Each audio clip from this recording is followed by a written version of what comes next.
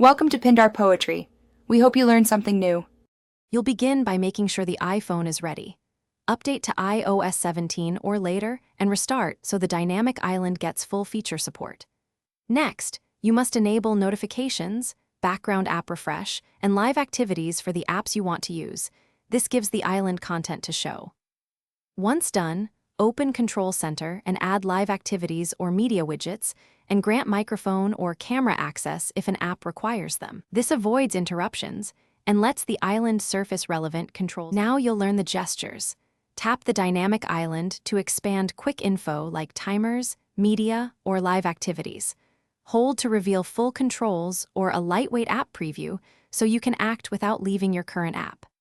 Swipe left or right to clear an alert, and pull down when media is active to see expanded playback controls. Make sure to combine picture-in-picture and navigation apps. This lets you keep directions visible, while audio or a call stays accessible in the island. To finish, personalize what appears by adjusting each app's notification style and priority so the dynamic island shows only useful alerts.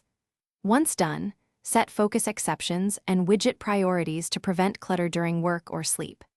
If content seems stale or an activity won't update, force quit the app and reopen it, or toggle live activities off and on in settings. As a last resort, reboot the phone. This fixes most glitches and restores normal island behavior quickly. Thanks for watching. Consider subscribing if we helped you.